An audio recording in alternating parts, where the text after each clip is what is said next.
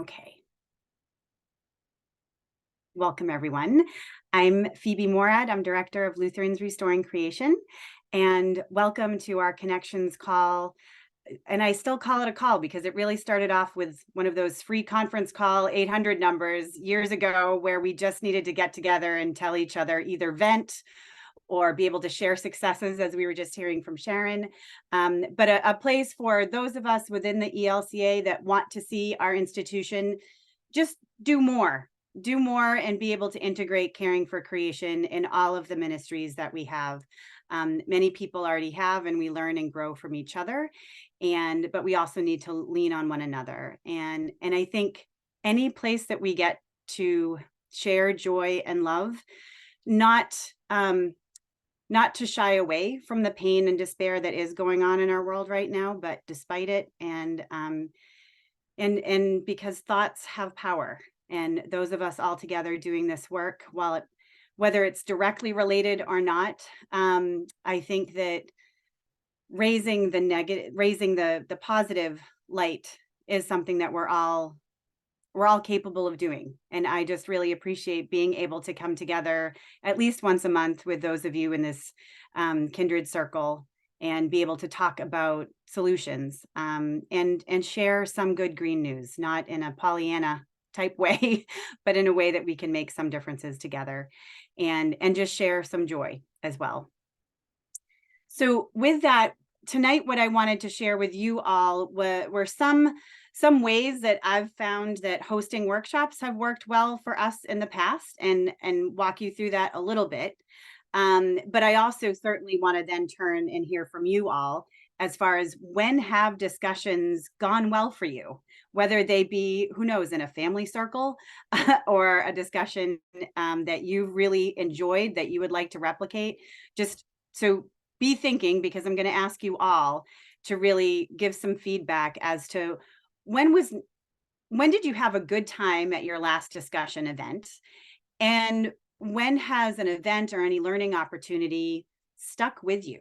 When does it keep coming back? Because I do think it's wonderful to have a party together and get together.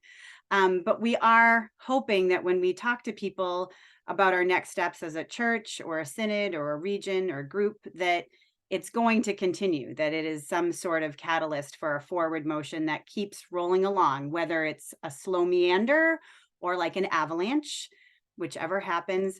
Can you think back to an event or a discussion that helped that start, whether it's in your own life or you watched it happen around you? I can tell Sharon already has an example of that. So, but I'm going to start off tonight. I'm going to share my screen. So the reason I asked Larry and Carl to be co-host is my computer sometimes doesn't like it when I share my screen. So I might go away, but I will be back. And I know that you can all talk amongst yourselves if I go away, but I'm going to share this video. Baird Linke on our board is thankfully about to be a pastor any minute now. And he is, he's wonderful. He's wonderful thinking of different ways to pray, essentially. And that's what I think of this video that he made, essentially explaining what Lutherans Restoring Creation is. But I think of it as an invitation every time. So I'm going to share this and let you know that this is what I would suggest to share, opening up any discussion group you might have with your church family.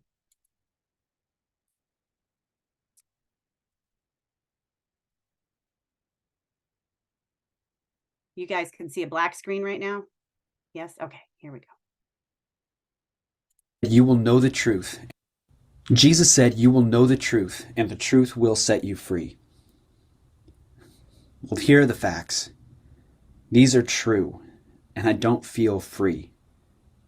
I feel buried under facts. And while it is a fact that the world is getting dangerously hotter, that humans are to blame, and that we are running out of time, there's more to be said than can fit in the trend line of parts per million atmospheric analysis and the background extinction rate and congressional deadlocks and fossil fuel subsidies. The Earth is good, And it's not naive to believe that that fact matters just as much as the others. The earth is good and it is worth saving. It's worth serving. This world is worth serving. Isn't it worth believing in? Christians have a stubborn belief that the ultimate truth of the world is healing. That isn't a denial of death or woundedness. It's a refusal to let those facts crowd out the whole truth. The world in fear and despair and pain is in desperate need of faith, hope, and love. And so are we. These are gifts that God offers lavishly, foolishly, abundantly. We cannot do the work of serving this world if we are not rooting ourselves in the gifts that we need most of all. This is a call to everyone who feels buried alive under the weight of the climate disaster, who mourns what we have lost and fears what is to come. Do not do this alone. Faith, hope, and love are not luxuries. They are as essential as food and water and air. So come to the table, to the water, to the Spirit of the one who loves you. Receive the love that you hope to give, wounded hand to wounded heart. May God Creator bless you and keep you. Amen. Amen. So with that, I want this, I want it to reverberate within you as to his mentioning of faith, hope, and love. There are so many tools out there that we all, when you start exploring resources, there's so many tools and how to get money doing energy saving and how to make sure you're doing everything right as a personal disciple and all of these rules to follow. And what I like about the opportunity to have this as a ministry is that we get to focus, people of faith, we're doing work in this movement, get to recognize that faith, hope, and love those are the tools we always get to use, and we have to recognize them as tools.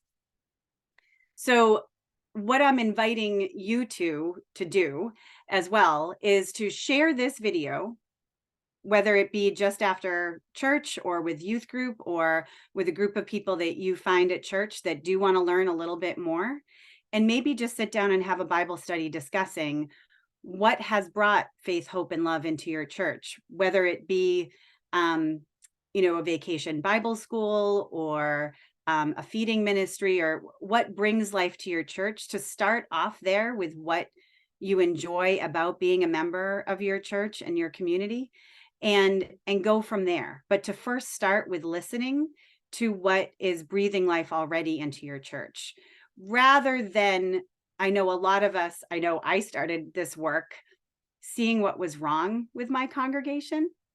I was upset that they were using styrofoam. I was upset that it was so hard to get anybody to recycle.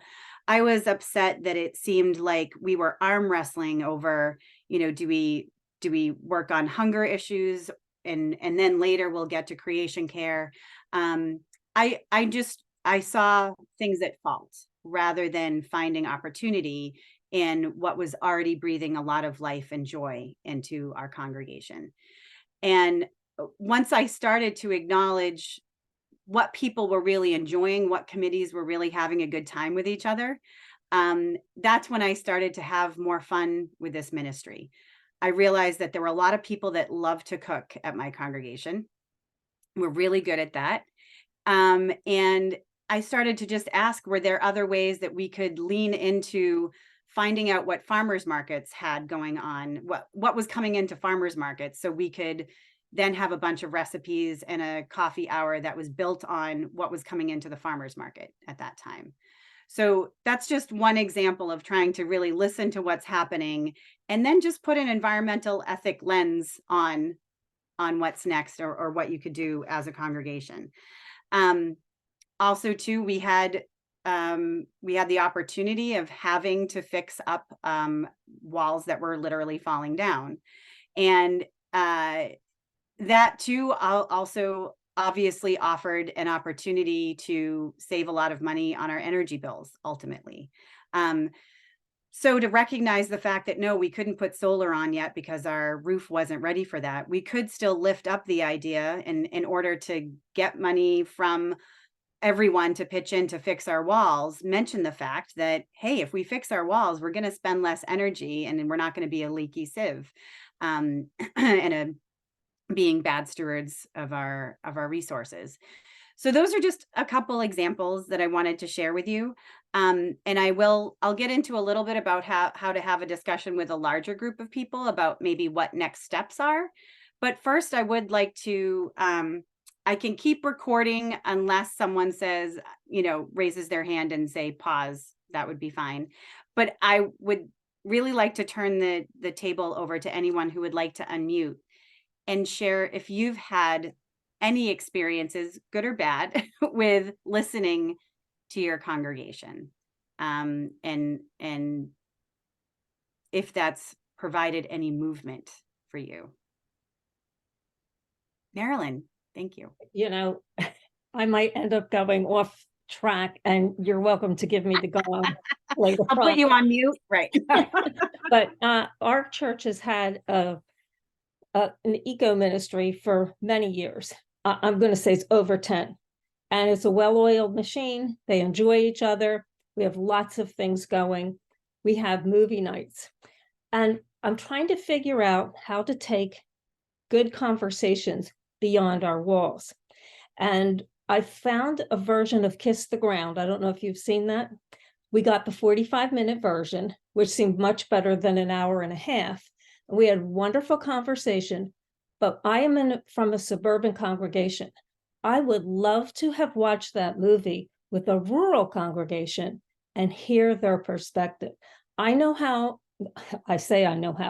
I understand that the Farm Bill is very important, what's included in that. And I would love to hear from people from farming who live near or in farming communities, what do they need? How can we be allies for them? Because this is not part of our personal experience.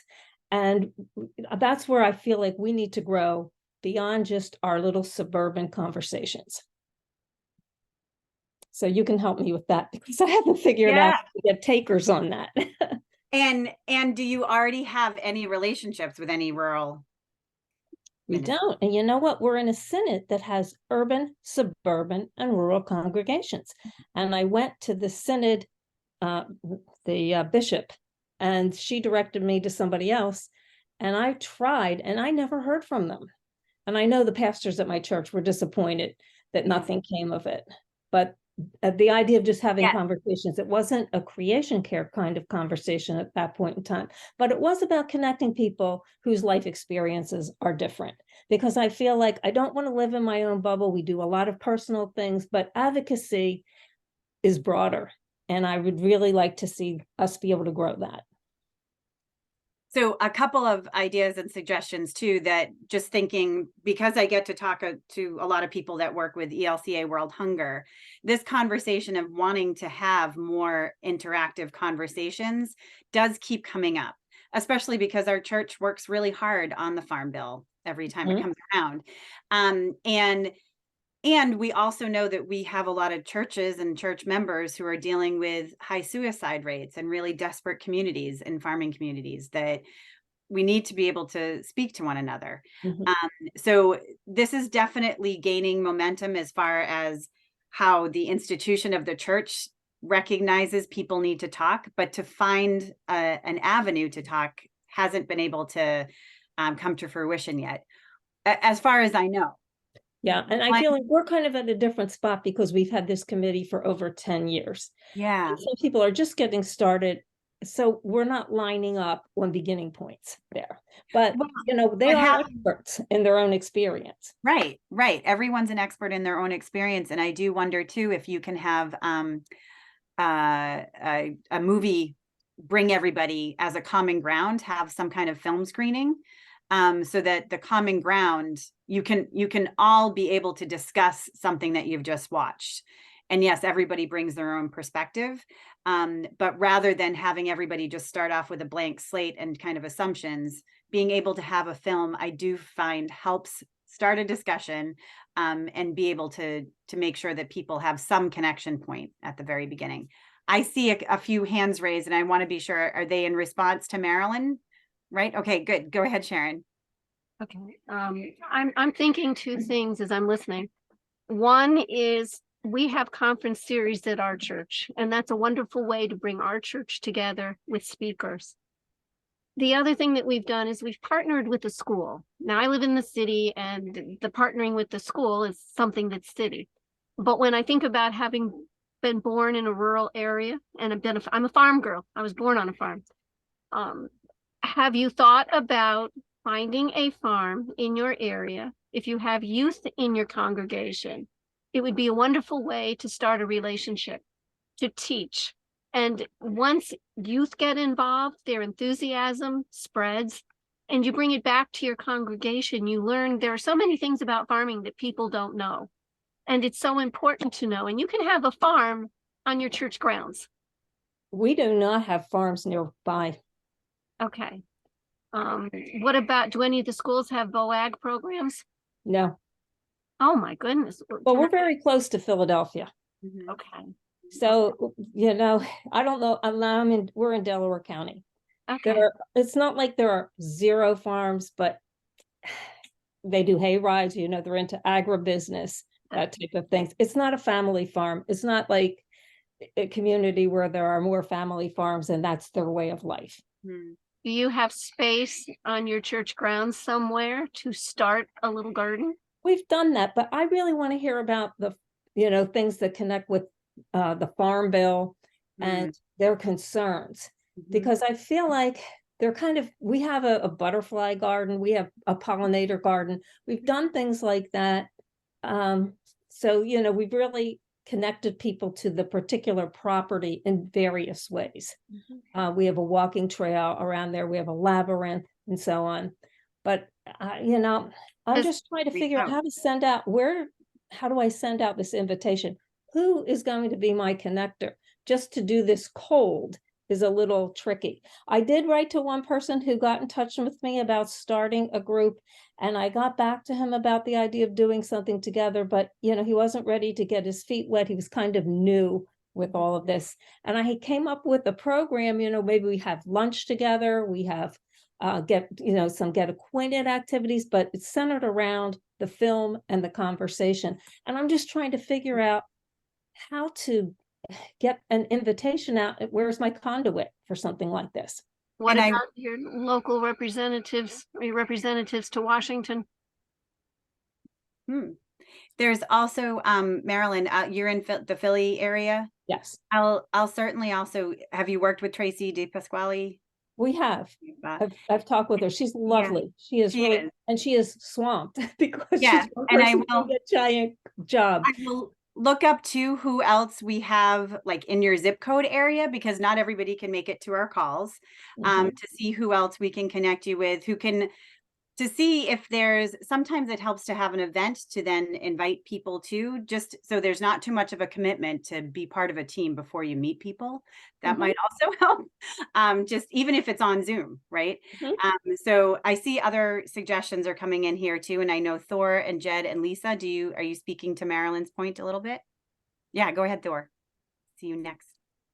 Yeah, this is related in that I can't say enough good things about getting out like once a month to a totally different congregation.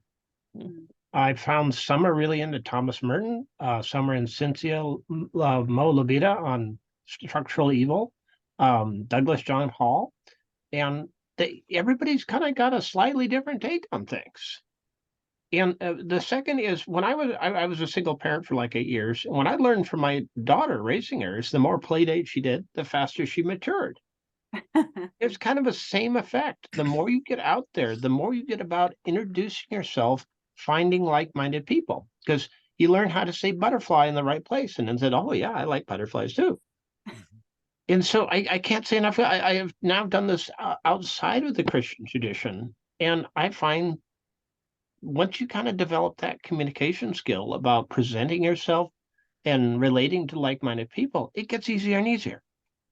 I do think there's a magic to going to a place that's different, because I also have done consulting work with Interfaith Philadelphia, and that is joyful work and very exciting, but it has its challenges too in terms of trying to get it going. Yeah, I'd just like to chime in too, because this is a great topic, and of getting out of our normal idea of Lutheranism and our Lutheran churches. Although our seminaries, I'm at Luther Seminary now, with the call to look at eco-theology and eco-spirituality and how we are reading the Bible anew for this direction in care for creation. And I'm coming across, other seminaries, these green seminaries, such as Drew Theological Seminary in New Jersey, which is a Methodist background.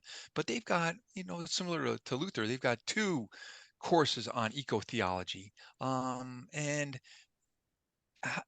I just like to provide some follow-up that we can be talking about. And I'm looking at doing a study of these different seminaries and how they are thinking about eco-theology new. Um, but at our level of our churches, begin with Del Val. And Del Val is connected in with Penn State, and see what they have in terms of programs for connections between Mhm. actual agriculture production and large scale farming and care for creation, low input sustainable practices, because most of our big ag schools have these directions.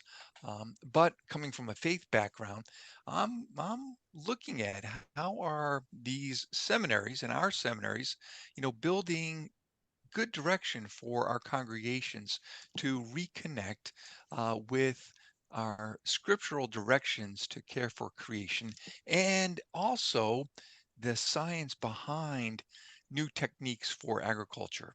But in Philly area, I would suggest reaching out to Del Val and Penn State, and then from that, we could use this forum, Phoebe, to connect with some congregations in North Dakota, in Minnesota, in Nebraska, our other synods beyond our New England synod up here, for what are we doing as synods to advocate for care for creation as part of our practice in worship, because none of us are alone. And Phoebe, it's great that we're doing this because we can support each other more in different avenues and different strategies for bringing care for creation into our churches. Mm. But that's helpful what you've said. It kind of gets me thinking there is a Penn State extension program, and Super. it's right in media. Yeah, So yeah. that's a good place maybe to get some connections. Many years back, the Lutheran Church had a global mission events in various parts of the country, and I was in one in Iowa when family farms were being brought up and becoming big industrial types of farms. So I got to be in conversation with people I never would have been in conversation with out in Iowa. So it was really exciting to go to an event like that wasn't in my backyard. Yeah, And in Maryland too, just remembering our CSAs, our community supported ag, our small farms that are in our neighborhoods. How do we advocate and become members as congregations to get our groceries and our vegetables from our local farmers? That is the most direct way of supporting them and supporting our connections with And our again, we production. do have some people that do that, but it would be nice to have somebody there to talk to us about what their situation is like, because they are family farmers there.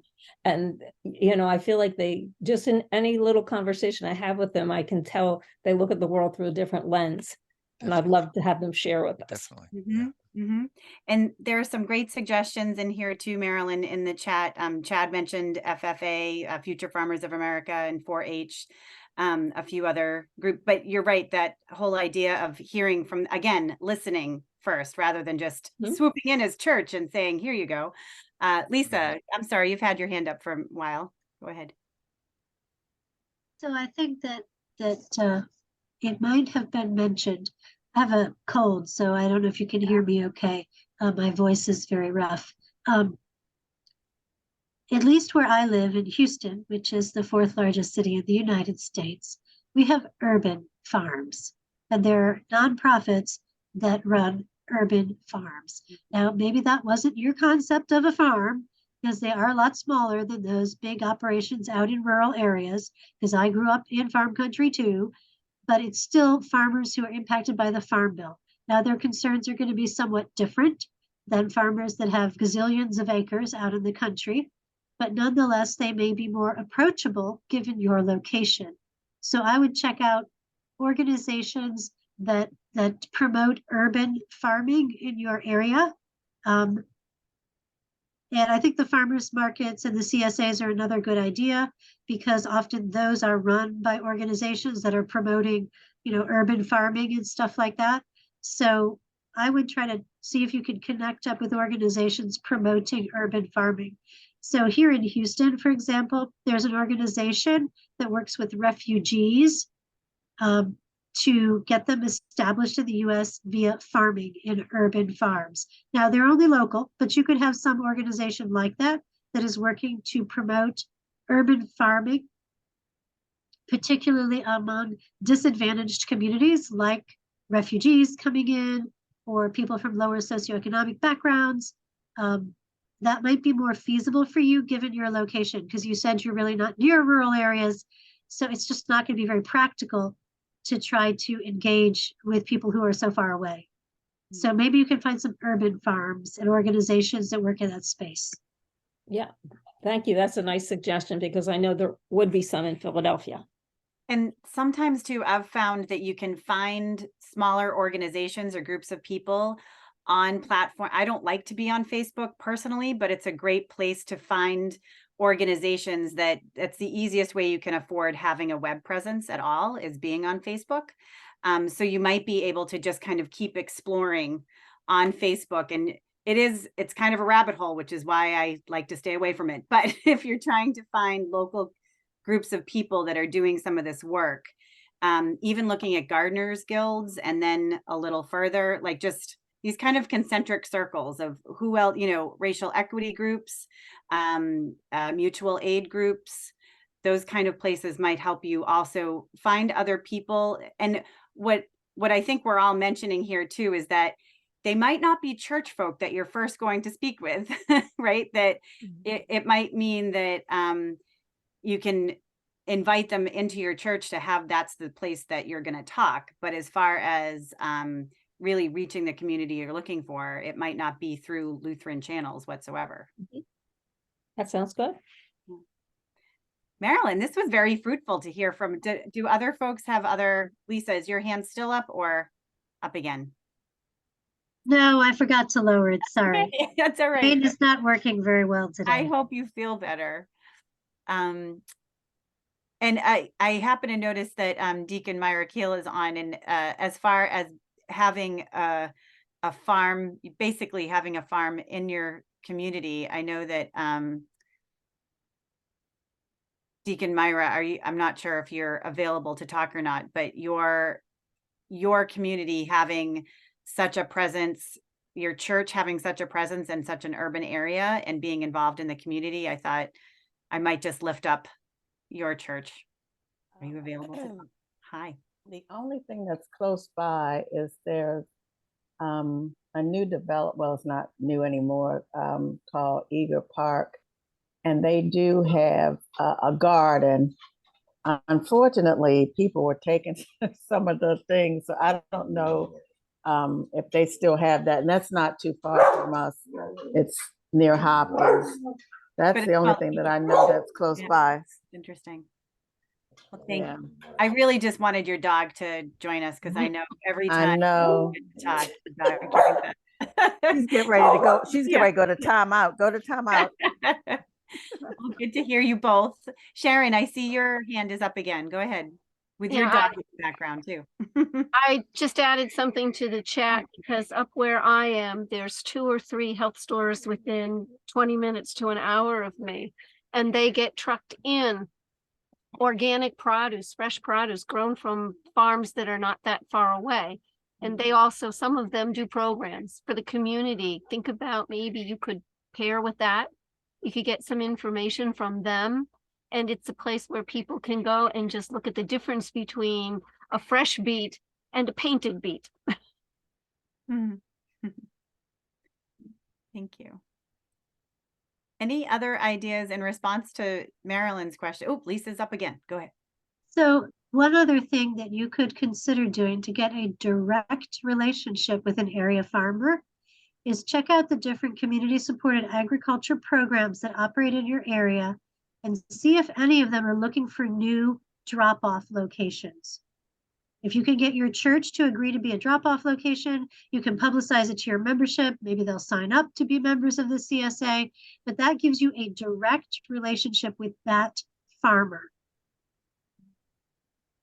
Now, my CSA is with that urban farm organization with refugees, right? But I did used to be a member of a CSA with an individual farmer who was out in the rural areas, and it gave me a relationship that I would not otherwise have had as a person who lives right outside of downtown Houston. So you could definitely get a relationship that way yourself individually by participating in a CSA, but more so if there's a CSA that's looking for another drop-off location in your area, and you could get members together to join, your church could become a drop-off location, and then you're going to be interacting with that farmer every week. I like that. That's a great idea. Thank you, Lisa. Bob, you're up. Hi, Marilyn. I dropped a couple of things in the bin that I'm not sure everybody understands what I was talking about. In Westmoreland County, we have a couple of organizations, one called Smart Growth and the other called a Conservation District. I believe that every county in Pennsylvania has a conservation district, and their purpose is to conserve farming properties. And if a farming property is destroyed or goes into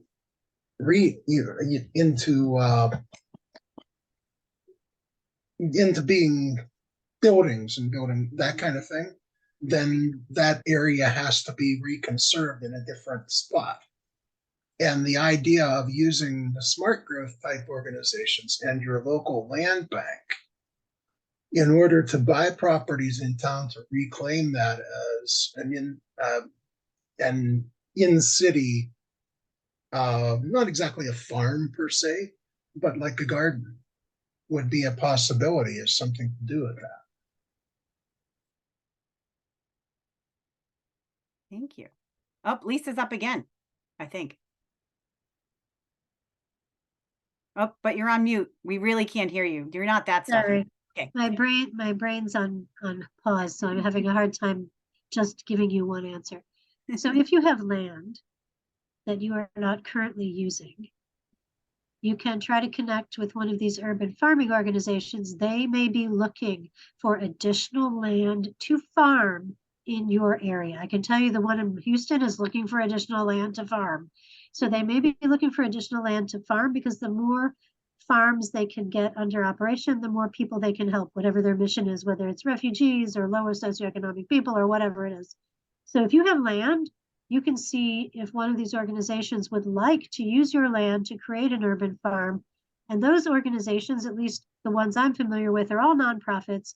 They all look for volunteers, so that members of your congregation can get involved in volunteering on the farm and working hand in hand with the farmers.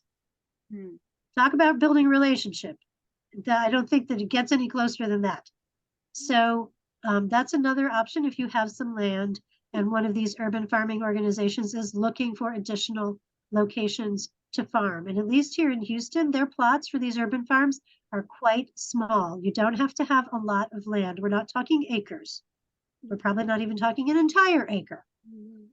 So if you have some land, that might be another way to really engage with local farmers, albeit small scale farmers. Okay, Sharon, and then I'm going to propose breakout rooms in a moment, Sharon, so go ahead. One other thing to consider that we've done within our city, we have approximately 3 groups scattered around town. One of them has extensively done tree planting, gardening, and on one of the brownfield sites, the city is now building the ability to have greenhouses and grow food. And as we look at what's happening in our world, the big extensive farms that we see may not last. that may be a problem. And in climate change, we may not be able to get what we want. We're experiencing that. This is a way to open up a lot in the sense of you're working with the community. You would bring in perhaps skilled folks from universities to teach you. How do you do this? How do we make a farm in our little greenhouse? And put your greenhouses throughout the city, and it makes a huge difference. You can give to nonprofits, you can sell food, or you can become hopefully you could connect with the university and become allied with them to have a place where students can go and grow and learn while you're also teaching people around you. I love all the imagining too.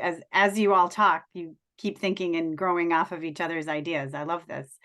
So I have to admit too, I thought at first you all were somewhat curious as to what the World Cafe method was when we spoke last month.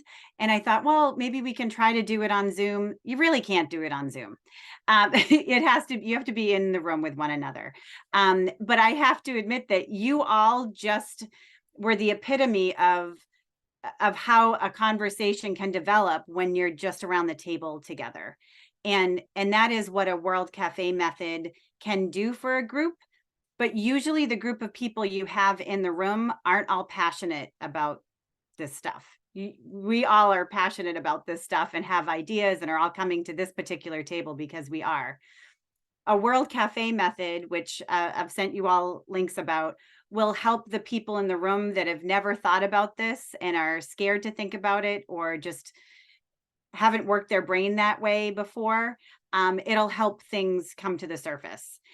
So that World Cafe method that I sent in some links as your invitation here.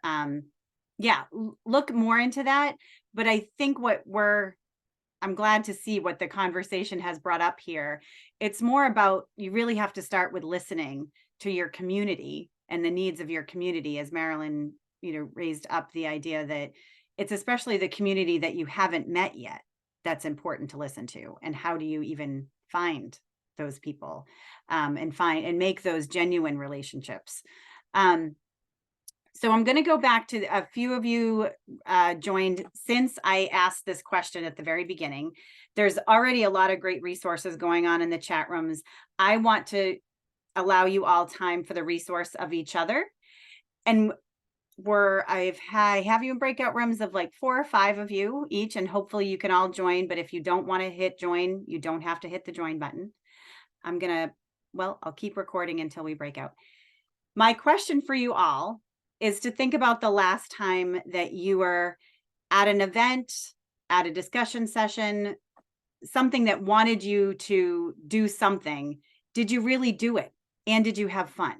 So it doesn't have to be creation care related, but it would be great if it did. But when you go around with each other, you certainly check in with where you're calling in from, what brought you to this table tonight, but also if you have an experience that you can share and remember of not just a one-time event that was nice to be at, but something that kept you moving and that kept feeding you. I'd like you to share that because that's what we're trying to do. It's nice to be together and have an Earth Day worship session or a blessing of the animals once in a while, but how do we keep this moving with each other, but especially with new people invited to the table? Does that make sense to everyone? And are you all okay with going to breakout? Any questions before I hit the... Can you post? Mm-hmm. So welcome back. And I would love to hear if there are any good examples that people would like to share of a discussion, a seminar, an event, anything that really stayed with you that you might even want to replicate or learn from. I'm going to build off of our first group number 1 as we ended, because it's 10 minutes gets the discussion going. So we were kind of cut off short, but Deacon Myra was, talking on a good point of getting the discussion going. And no matter where you are in this process of getting your congregation to become more sustainable and thinking greener than we are, it's just get the discussion going, because many of us are in that early stage. And my congregation in Holden, Mass, we've just been talking about this for about a year and a half now, 2 years. It began with what we call the garden of feed in. So we're raising vegetables and then giving them to our local food pantry. And, that's become recognized as a sustainable practice. So from that point, like Deacon Myra's group, we started talking about becoming a green covenant church and becoming greener than we know we are, and recognizing how green we could be. So, getting the discussion going is the most important part.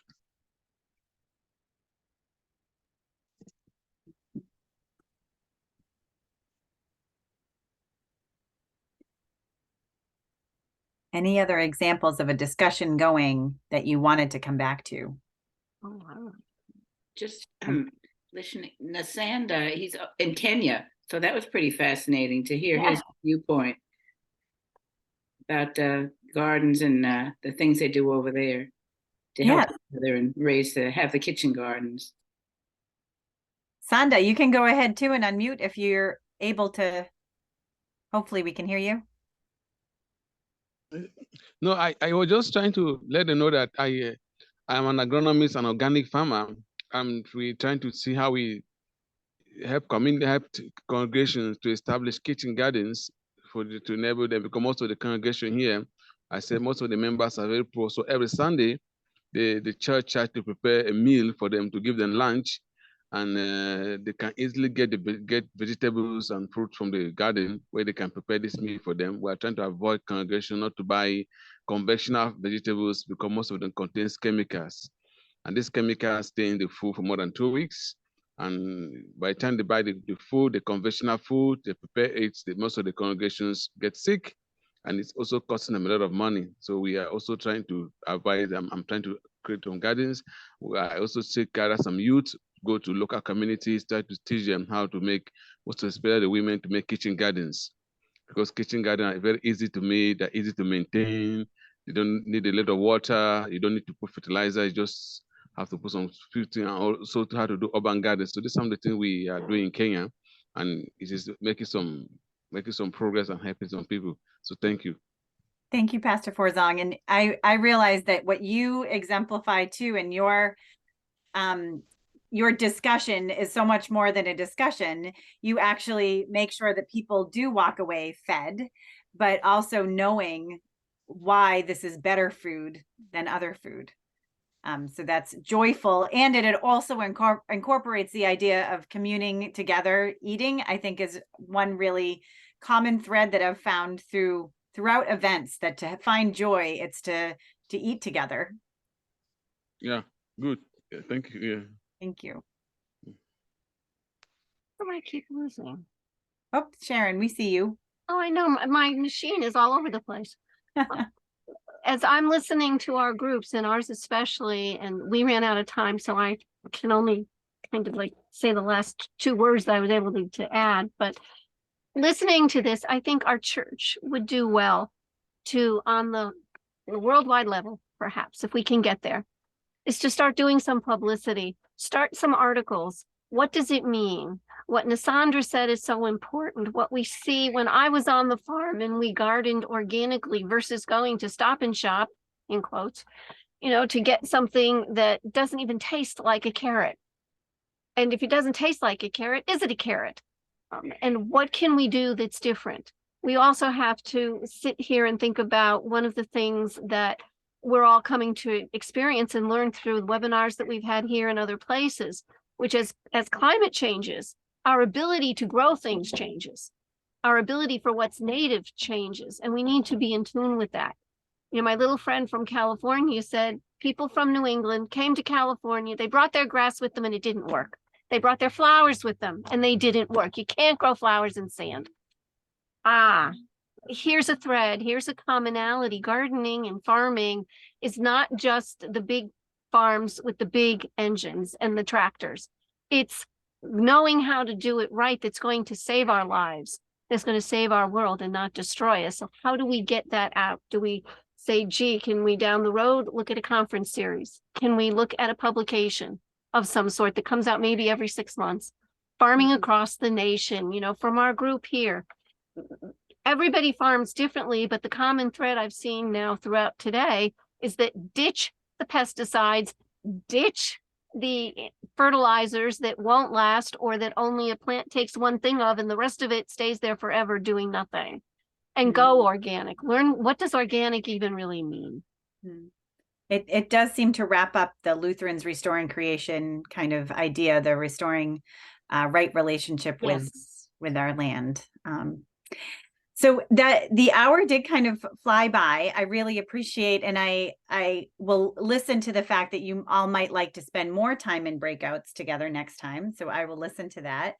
And I hope that if you want to get in touch with anybody on the call and get more information from them in particular, let me know and I can connect you on email because I have everybody's email. I got in touch with you all.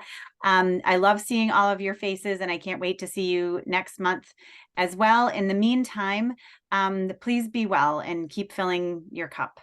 And I have just asked Brother Ken if he could fill our cup with a closing prayer, please. Thank you. Oh, but you're on mute, so we can't hear you. The Lord be with you. And also with you. Holy One, we give you thanks for this gift of technology that connects all of us with aligned hearts. Lord, we ask that you would continue to inspire and sing through our hearts the joy of your creation. Lord, give us boldness to continue in the paths that you've begun with each one of us. Help us to be in connection with each other and to join each other's journey. Lord, also give us assurance that even when we feel alone, that we have a coalition, a brotherhood and a sisterhood of other fellow Lutherans across this country who are all caring about the same things that you're inspiring our hearts to sing. So Lord, give us courage, give us strength, and fill us with joy as we walk this journey of faith. In Jesus' name, amen. Amen. Amen. thank you so much. Thank you, Brother Ken. Thank you. Take care. Thanks, Marilyn, for inspiring such a wonderful discussion. Yes. Thank you for being so tolerant and generous with your time there. I appreciate all the ideas. It was wonderful. Thank you. All right. Bye-bye, everybody. Take care. Good to see you all. Oh, hi, Eleanor. Do you have a hand raised? I do. I was wondering if I could take 5 minutes of your time before you sign off. For sure. Okay. For sure. Oh, and let me see. I'm going to stop recording for